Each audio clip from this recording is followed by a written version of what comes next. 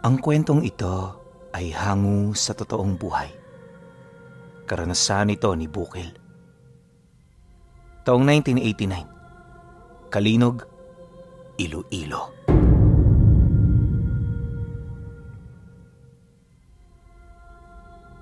Noong mga panahong ito, halos wala ng direksyon ng buhay ni Bukil.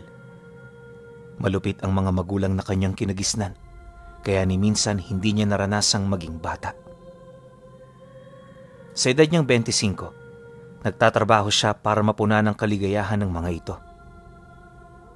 Habang nagpapakahirap siya noon sa bukid kasama ang kanyang mga kapatid, ang mga magulang naman nila ay nasa sugalan, nagsusunog ng perang dapat ipambibili ng kanilang makakain. Ang masakla pa sa lahat, yung perang nilulustay ng mga ito, bunga ng kanilang pinaghirapan noong nagdaang gapasan. Kapag nananalo ang mag-asawa, meron naman itong naiuuwing pagkain. Pero kapag talo at said ang pera, palo at paninermon ang inihahain nito sa kanila. Halos marindi na nga sila sa paulit-ulit na sinasabi at paninisi ng mga ito. Gayunpaman, kahit gustuhin nilang magrebelde, alam nilang hindi nila ito magagawa. Bukod kasi sa maraming kadugo nilang magagalit, ituturing din sila ng mga ito bilang lapastangan sa kanilang mga magulang. Magaling kasing magpakitang tao ang dalawang yun pinuno, kaya kahit napakasama ng ipinapakita nito sa kanila, mabuti pa rin silang magulang sa harap ng kanilang mga kadugo at kakilala. Nga pala, 3 lang silang magkakapatid. 2 silang lalaki, tapos yung bunso nila babae. Sa murang edad ni Maring, palagi na rin nila itong kasama sa bukid. Hindi ito pinag-aral ng kanilang mga magulang sa kadahilan ng kapos sila sa pera at malayo ang paaralan. Ayon pa sa mga ito na, hindi naman mahalaga ang pagiging edukado dahil simple lang naman ang kinakailangan nilang matutunan para mabuhay hanggang sa kanilang pagtanda. Bagay na hindi naman tinutulan ng mga kamag-anak nila. Maging ang mga ito man kasi, hindi nakatungtong sa paaralan, kaya ang ganoong gawain sa kanila, pangkaraniwan na akong maituturing. Ngunit para sa kanila, malaking kawalan ang hindi pagkakaroon ng pinag-aralan. Bagaman sila'y mga bata, may malalaki silang pangarap na hangad nilang matupad. At ang ganoong rason ang nag-udyok kay Bukil upang pag-isipan ng pagre-rebelde. Alam naman niyang mali ito, pero kasi sa puntong yun, medyo nagigipit na sila. Noong una nakakapagpigil pa siya, ngunit dumating ang isang araw na hindi na niya nakayanan ang pagkimkim sa tinatago niyang galit. Nagsimula ang lahat nung dinisiplina ng nanay nila yung bunso nilang kapatid. Ayon sa kanya, wala yung ginawang masama. Humingi lang ito ng kape pagkagaling nila sa bukid. Siyempre, parang lambing na rin yun ng bata. Pero imbis na tugunan nito ng nanay nila, bigla itong kumuha ng kaldero sabay hambalos sa ulo nito. Hindi pa ito nakontento. Binato pa nito ng pandurog ng asin ng bata, dahilan para magkasugat ito sa noo. Dahil sa pangyayari, iyak naman ito ng iyak. Nang marinig naman ito ni Bukil, dali-dali niyang pinuntahan ng kanyang kapatid. Pagdating niya sa kinaroroonan nito, nadatnan niya ang nanay niya na pilit pinipigilan ng tatay niya. Imbis na umamin sa kanyang mga pagkakasala, mas lalo pa nitong sinisi ang bunso nila. Kesyo minura siya nito, nakasimangot ito nung humihingi sa kanya at kung ano-ano pang palusot. Ngunit nang marinig niya ang rason nito, hindi niya na yun pinansin. Noon pa man, alam na niyang purong kasinungalingan ang namumutawi sa bibig ng kanyang mga magulang, kaya kahit ano ang idahilan ng mga ito, hinding-hindi na siya maniniwala pa. Sa halip di na makipag-argumento, kinuha niya ang kapatid niya, sabay takbo pabalik ng bukid. Nang mapansin naman ito ng tatay niya, agad naman siya nitong sinundan para sana'y pigilan, pero hindi na siya nito naabutan. Ilang minuto pa ang lumipas nang makalayo na silang dalawa. Dito niya na nakita ang kalunos-lunos na kalagayan ng kanyang kapatid. Kahit anong pagkausap niya rito, hindi na ito umiimik. Indikasyon na maaaring nahimatay ito buhat sa lakas ng pagkakapalo.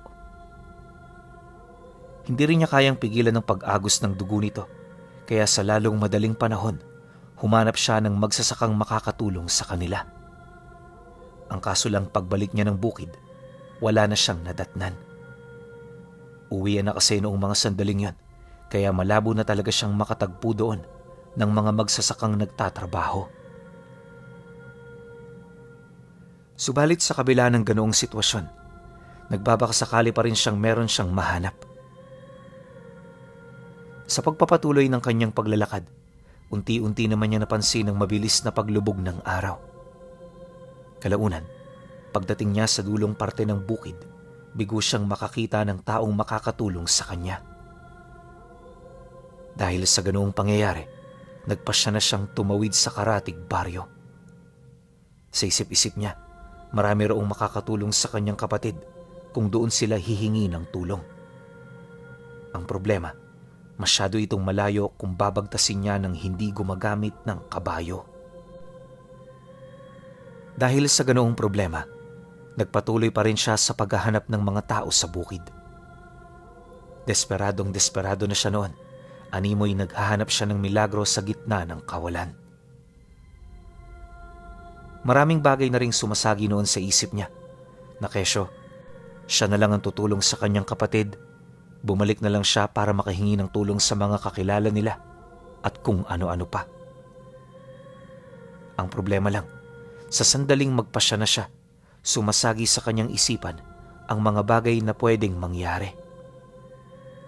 Sa ginawa niya kasing yun, paniguradong siya ang magiging masama sa mga mata ng kanilang mga kadugo at kaibigan. Makalipas pa ang ilang minutong pag-iisip, dito na siya nagdesisyong unahin na lang ang kaligtasan ng kanyang kapatid. Maya-maya pa, nangakmang bababa na siya ng bukid, may narinig siyang sitsik ng binata, di kalayuan sa daang kanyang tinahak. Pagsilay niya sa kanyang kanan, nakita niya ang isang lalaki na nakaupo sa sanga ng isang buwal na puno.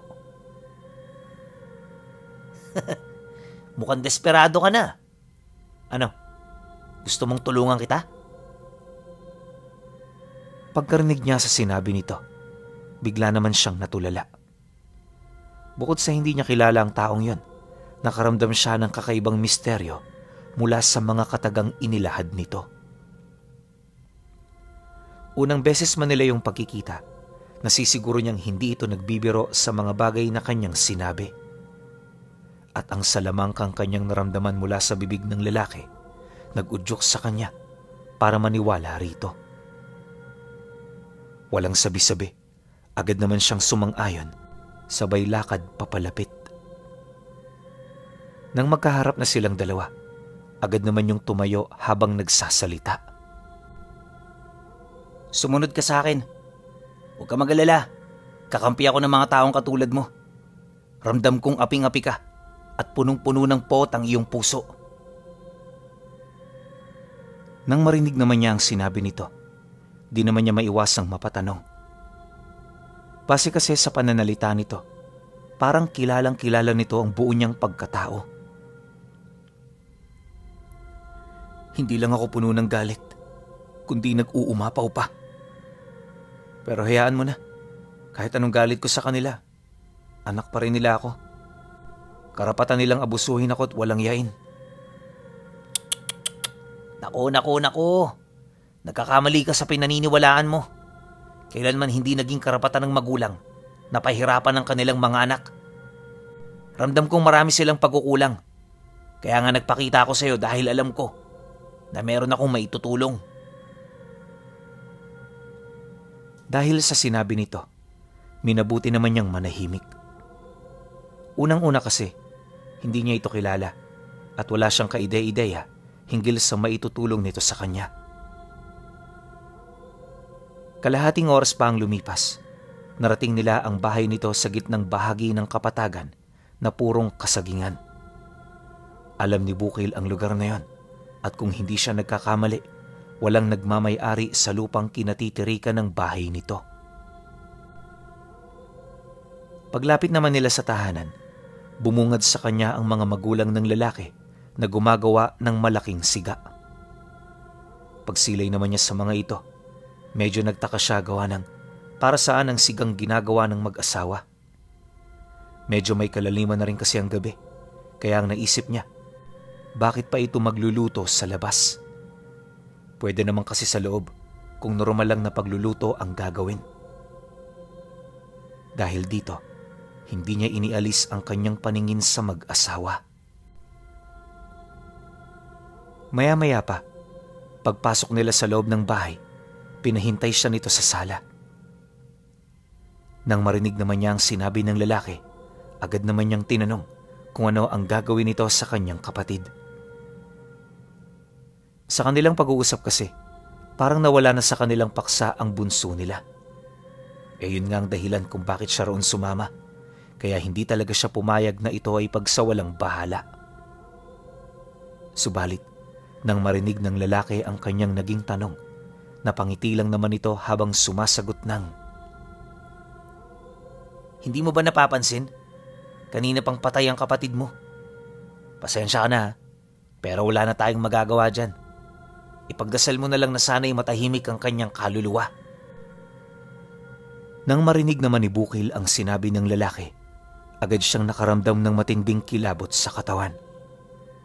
At para makumpirma ito, dahan-dahan niyang tiningnan ang kanyang kapatid na may matinding takot sa kanyang muka. Alam niya kasing nagsasabi ito ng totoo at ramdam din niyang hindi siya nito niloloko. Pagsilay naman niya sa mukha ng bunso nila, dito niya nakita na hindi na nga ito humihinga. Mulat na rin ang mga mata nito, indikasyon na wala na itong buhay. Malamig na rin ang buo nitong katawan at wala na itong pulso. Matapos naman niya itong makumpirma, dahan-dahan nang bumuhos ang kanyang emosyon. Imbis di na tawagin ang pangalan ng kanyang mga magulang, minura niya ito ng minura, pagpapakita ng kanyang matinding galit.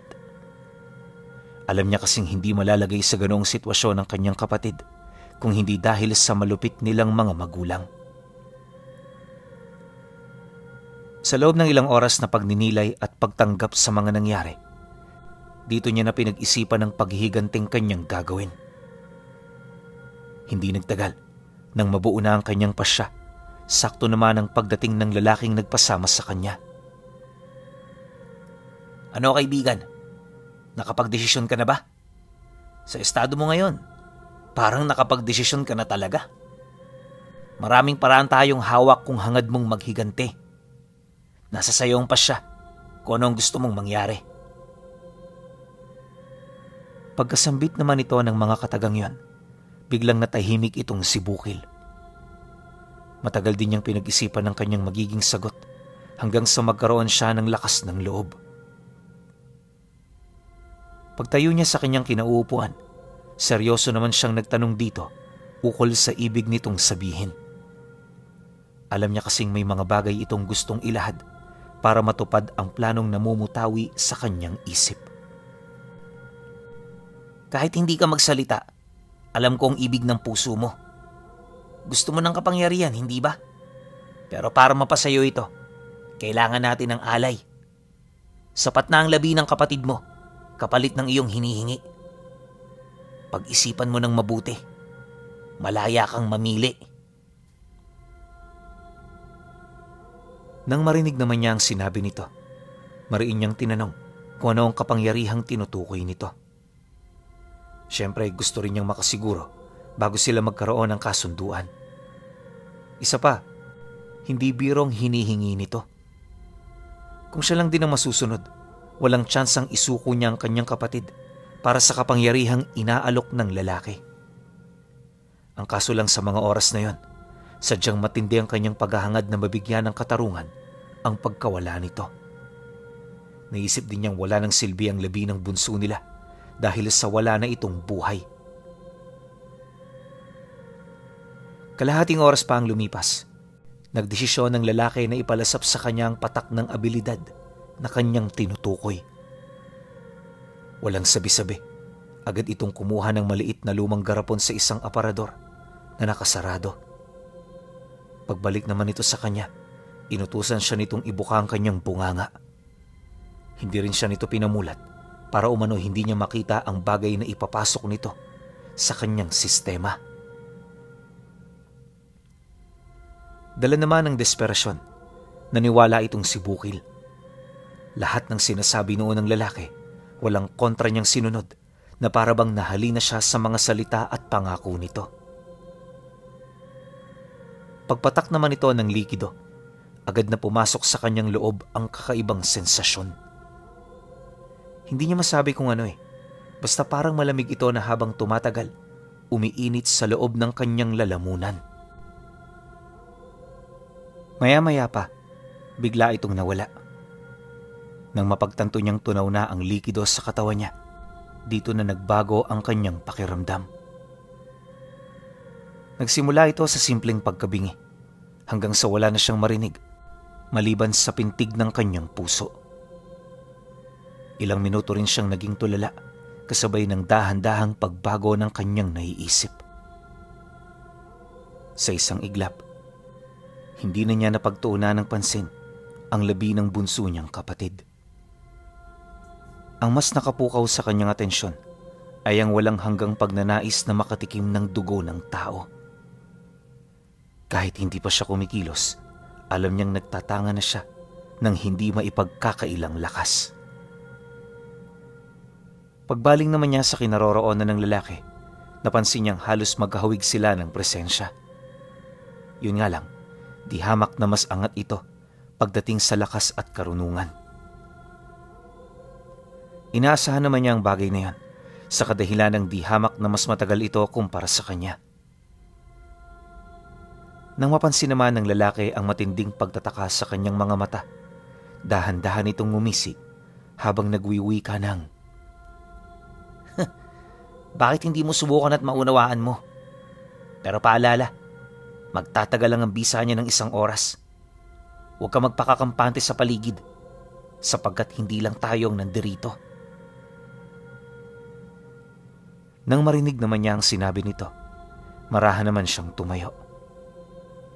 Paglabas niya ng bahay, bumungad sa kanyang mag-asawa na kasalukuyang inilalagay sa malaking kawa ang labi ng kapatid niya.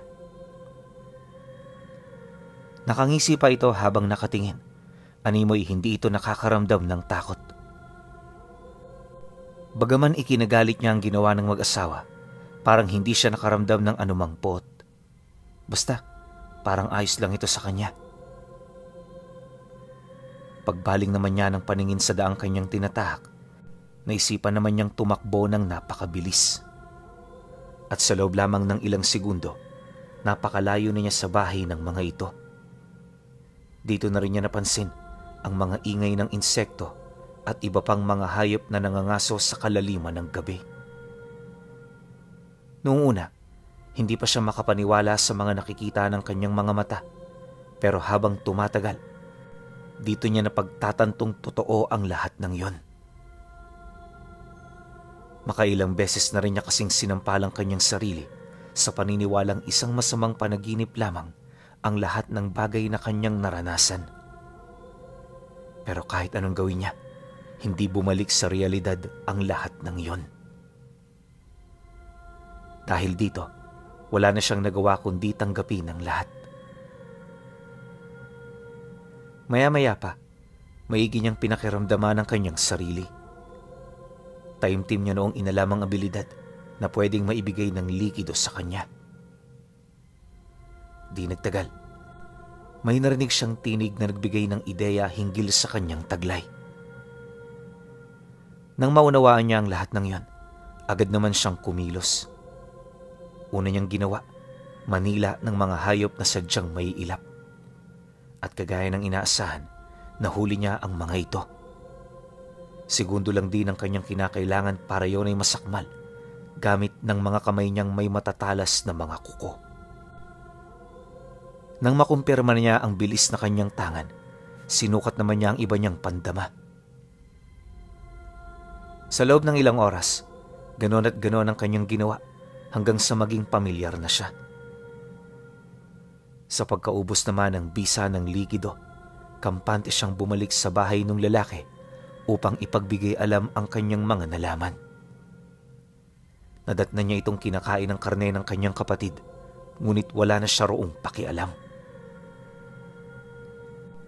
"Boy, nakain niyo naman siguro yung kapatid ko, di ba? Siguro naman, hindi na kayo makakatanggi sa pagsang-ayon kong makuha ang kapangyarihan na ipinahiram mo. Napakasarap sa pakiramdam. Pakiramdam ko, ayoko na siyang pakawalan."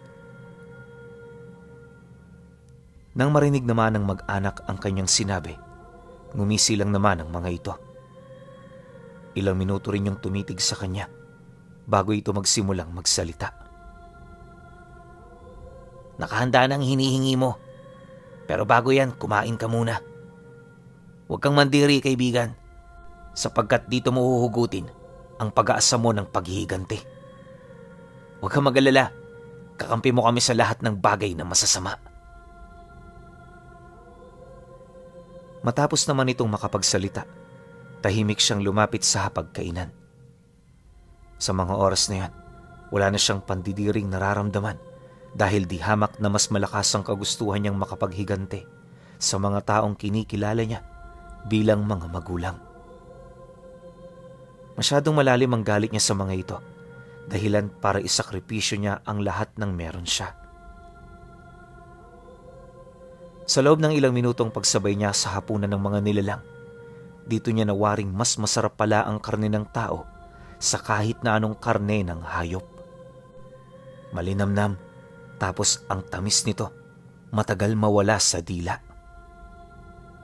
Tipong kahit hindi na yun lutuin, matatakam pa rin siyang kainin ito. Dahil sa sensasyong naidudulot nito, hindi na niya napansin pa na halos maubos na pala niya ang laman ng kapatid niya. Di pa siya nakontento. Kinuha niya ang dila at nakausling mata nito. Nang makaramdam na siya ng kabusugan, dito pa lamang niya nagawang tumigil. Matapos nun, napansin niyang tuwang-tuwa sa kanya ang mga magulang nung binata. Kung kanina kasi parang labag sa loob ang kanilang pagpansin, sa mga sandaling yan, ramdam niyang parang tinuturing na siya nitong higit pa sa kamag-anak. Kalaunan, nang makapagpahinga na silang apat, inihanda na ng binatilyo ang premyong naghihintay sa kanya. Ayon kay Bukil, nakalagay ito sa isang antigong baul.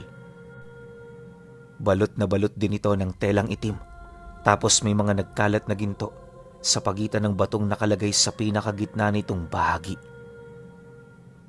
Kahit malayo pa sa kanya ang bertud, hindi niya may pagkakaila ang nakakahalina nitong sensasyon na parabang tinatawag siya. Maya-maya pa, pagdakot naman ito ng lalaki, seryoso itong nagwika sa kanya ng,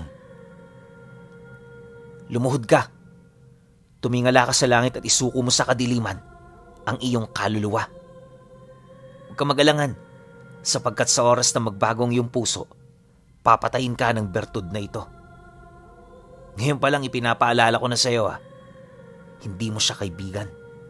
Huwag mong hayaang makaramdam ka ng takot at panghihina dahil ito mismo ang lalamon sa iyong kaluluwa." Matapos naman itong makapagsalita, ipinaluno nito sa kanya ang bertud. Paglapat nito sa kanyang lalamunan, dire-diretso ito hanggang tiyan. Wala rin siyang naramdamang kakaiba, taliwas sa likido na una niyang natikman.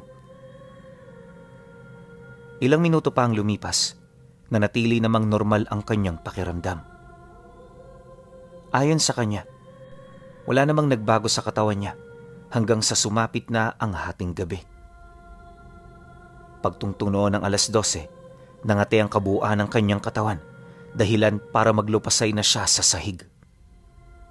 Napakakatay ng pakiramdam niya. Animoy pinalangoy siya sa balong punong-puno ng likido ng dahon ng badyang. Kalahating oras din niya itong pinagtiyagaan, dahilan para magkapunit-punit na ang kanyang balat. Umusli na rin ang iilan sa kanyang mga buto, ngunit nakapagtatakang wala siyang naramdamang kahit ano. Nang mapansin naman niyang naliligo na siya sa sarili niyang dugo, dito pa lamang siya natigilan sa pagkamot. Gulong-gulo na noon ang kanyang isip, animoy hindi na siya makapaniwala sa mga nangyayari. Pagsilay naman niya sa lalaki, nakita niya itong may daladalang malaking salamin. Pagtayo nito sa kanyang harapan, bumungad sa kanya ang kakaiba niyang anyo. Ayon kay Bukil, nabalot ang katawan niya noon ng itim na balahibo. Humaba rin ang kanyang braso, tapos namula ang kanyang mga mata. Nangitim din ang ngipin niya at nagkaroon siya ng mga parang tinik na buto sa gitnang parte ng kanyang gulugod. Nung una niyang makita ang bago niyang anyo, maging siya man hindi talaga makapaniwala. Akala nga niya noon, pinaglalaroan lang siya ng kanyang paningin, pero hindi nagtagal, nakumbinsi na rin siya ng lalaki na ito na ang bago niyang anyo. Marami rin itong ibinahagi sa kanyang abilidad, kagaya ng makunat na balat, kabal para sa anumang uri ng armas, at mga sabulag at pambagat. Lahat yon pwede niyang gamitin, depende sa sitwasyong kanyang kinakaharap. Dagdag pa nito na, ang kinakailangan niya lang iwasan kapag nasa ganoon siyang anyo ay yung mga apoy na may kamangyan. Napakainit kasi nito sa pakiramdam at kahit usok lang, kaya nitong lapnusin ang kanilang katawan. Dahil dito, hindi basihan ang kanilang lakas para basta na lamang manalasa. Mariin din itong inilahad na di hamak na mas marami silang kahinaan kumpara sa mga ordinaryong tao. Ito palaging kinakailangan niyang tandaan kung ayaw niyang mamatay ng maaga. Gayunpaman sa kabila ng mga ganoong banta, naniniwala itong madali niyang mapapaslang ang kanyang mga biktima.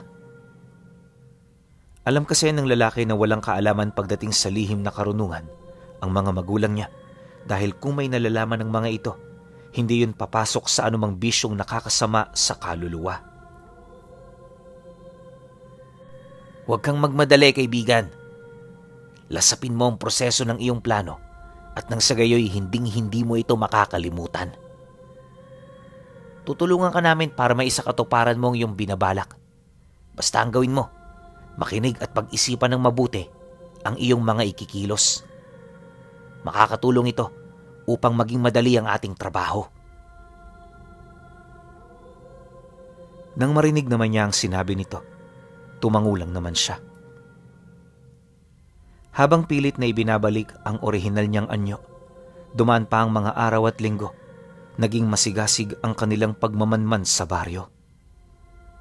Upang walang maghinala sa kanilang dalawa, binago nila ang kanilang mga kaanyuan nang sa gayoy hindi sila makilala. Tagumpay naman ito, kaya madali silang nakalabas-masok sa lugar malapit sa tahanan nila.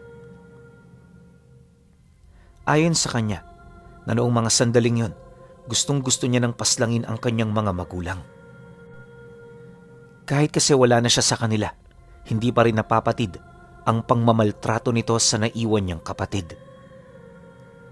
Walang araw na hindi ito napapagalitan at nabubugbog ng kanyang mga magulang. Ngunit, kahit matindi na ang kanyang pagmamalabis na tapusin ng mga ito, pilit siyang pinigilan ng binatilyo. Alam kasi nito na hindi pa yon ang pagkakataon dahil nasa proseso pa lamang sila ng pag-aaral sa mga bagay na pwedeng magdulot sa kanila ng aberya. Isa ito sa iniiwasan ng kanyang kasama dahil wala pa siyang karanasan. At ang mga aswang na wala pa-gaanong karanasan ang madalas na namamatay ng maaga. Kapag kasi walang gagabay sa kanila, basta-basta na lang silang susugod sa mga taong tipo nilang paslangin. Yun bang hindi na nila pinag-iisipan ng magiging kahinatnan ng kanilang ikinilos? Madalas sa mga ganoong aswang, albularyo ang unang nakakaharap. At kapag nalagay na sila sa ganoong sitwasyon, wala na silang magagawa kundi ang maghintay ng kanilang kamatayan. Dahil sa mga ganoong dahilan, kung bakit pinag-iingat siya ng kanyang kasama. Nang marinig naman niya ang tungkol dito, matyaga siyang naghintay ng pagkakataon. 3 buwan din sila noong nagmanman bago nila tuluyang makumpirma na ligtas nga roong sumalakay. Kaya nila ito nasabi dahil sa nalaman ng kasama niya na hindi pala naniniwala sa Diyos at albularyo ang kanyang mga magulang. Wala rin itong nakitang pangontra sa bahay nila, kaya kahit nakasarado ang pinto, para itong bukas na tahanan. Matapos naman nilang malaman ng lahat-lahat, dito na sila kumilos. Itinao nila ang kanilang pagsalakay sa gabi ng Biyernes, kung saan nasa rurok ng kapangyarihan ang kanilang mga abilidad. Habang palalim noon ang gabi, dito na sila pasimpleng umusad. Pagsapit ng 10:00, kasalukuyan na silang nagkukubli sa damuhang nasa likuran lang ng bahay. Maigi silang nagmasid sa mga napapadaan at nung napagtanto nilang malinis na ang kalsada, dito na sila parang mga baliw na pumasok sa loob ng bahay. Sa bintana sila noon dumaan, kaya nang marinig ng mga magulang niya ang kalabog, agad itong lumabas ng silid. Yung tatay niya, may dala-dala pa noong sundang na para bang nakahanda itong makipagpatayan. Subalit nang makita nito ang katakatakot nilang anyo, bigla itong pinanghinaan ng loob. Imbis na ipagtanggol ang kanyang sarili, agad nitong binitawan ang kanyang armas, kasabay ng mangiyak-ngiyak nitong pagmamakaawa. Pilit din itong itinurong kanyang asawa na para bang nais itong gawing alay para makatakas siya. Ngunit nang marinig ni Bukil ang sinabi nito, agad niya itong dinarag sa sahig. Pagdapa naman ng tatay niya, inundayan niya ng saksak ang likod nito na tumagos sa baga at ilalim ng puso. Pagramdam naman ng kanilang padre de pamilya sa pinsalang natamo nito, agad itong pinanghinaan. Nagsimula na rin itong sumuka ng dugo bago ito tuluyang pumanaw. Matapos nun, sinunggaban niya ang nanay niya at walang patid niya itong pinagsasabunutan hanggang sa humiwalay sa bungo nito ang kabuuan ng balat nito sa muka.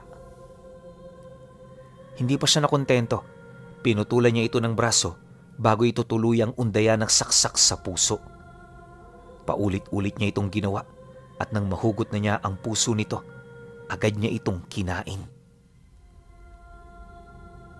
Nang mapaslang na niya ang dalawa, nag-iwan siya ng liham sa kapatid niya bago niya nilisan ang bahay. Magmula noon pinuno, hindi na nakita ni Bukil ang kanyang pamilya. Malayo na kasi ang nilipatan nila para makaiwas sa pagtugis ng mga albularyo. Lumipas pa ang mga taon, unti-unti nang humupa ang kanyang pagkalulong sa ganoong kapangyarihan. Habang tumatagal kasi, mas inaasam na niyang mamuhay ng payapa. At tama kayo ng hinala, nagkapamilya siya. Nung lumaki na ang kanyang mga anak, nangako siyang hindi niya nagagamitin ang aral na taglay niya. At para tuluyan na ring makalaya sa poder ng pamilyang kumupkup sa kanya, pinaslang niya ang mga ito. Para may isa katuparan ng ganoong plano, ginamit niya ang mga kahinaang ipinagtapat ng mga ito sa kanya. Nung tuluyan na siyang nakalaya, doon pa lamang niya nalasap ang buhay ng isang ordinaryong tao na nakalaya mula sa sagradong bigkis ng mga bertud.